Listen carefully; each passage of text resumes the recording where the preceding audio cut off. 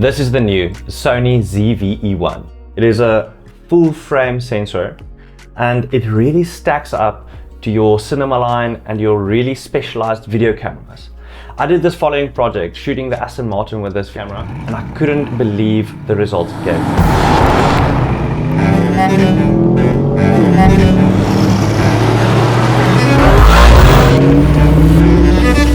I shot this project as lean as possible with as little gear as possible for the daily user, for the hobbyist, and the person that wants to go pro to see what you really can do with this camera. So most of the project I shot with the camera as it comes out of the box. I trusted the IBIS to stabilize my shots, and this allowed me to shoot a great variety of shots just handheld. Handheld has its pros and cons, but I love shooting handheld just because you can push the camera into difficult corners and get a few extra shots. The first trick I had up my sleeve was to do a handheld quick pull. I aim the camera in the air and you pull. It's that easy. And it looks like a car or any object is driving by or moving fast past the camera. The second trick I planned was to shake the camera while it's standing still. This makes the car look like it's driving super fast, but it's actually just standing still.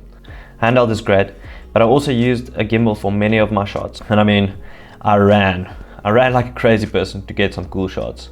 I usually try and stick with a gimbal to traditional shots, just a dolly moving forward or backwards, a jib, or a truck where you just drive next to it. And a lot of the moving shots was just me hanging out the back of the car and filming as the driver drove past us. This is probably the leanest way to shoot a car commercial, and I look forward to try and largen the scope of the projects. Something that I really didn't expect to be this good is the onboard mic on this camera. I don't feel you really need a mic if you forget it today. I did an example where I held the camera like this, literally just mounting it on the lens, with holding it on the lens, and I just put the camera on dynamic active stabilization, and I'm literally just holding the camera, no stabilization at all, and it just looks incredible. Paired with this sound technology from Sony, it's just incredible what you can do with the latest vlogging cameras. The full frame look on a full frame lens, and I'm just walking around, no setup, straight out of camera, as you get it, body and a lens. I'm like, wow. This new generation of Sony cameras is mind-blowing. To have a dual ISO, in this specific case a 640 and a 12-800, the same as your S3s, your FX3, your cinema line, I can't believe this. For this film I really wanted that cyan low light look with a flare coming out at the end, but this camera I wondered if it's going to keep up with the low light performance and if it really stacks up to the S3 and the FX3. And it really makes my decisions difficult buying cameras. At this price point, this camera is incredible.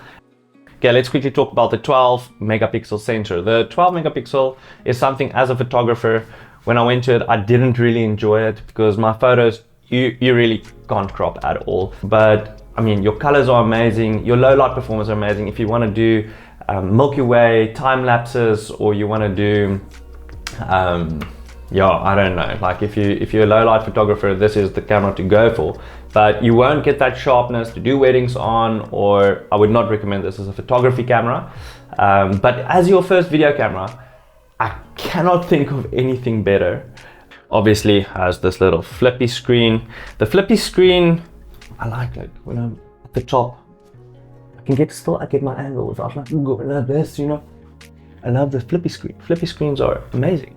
I shot a whole day on just one battery, never ran out of battery, but I did shoot at 25 frames a second and not on 50 or 100.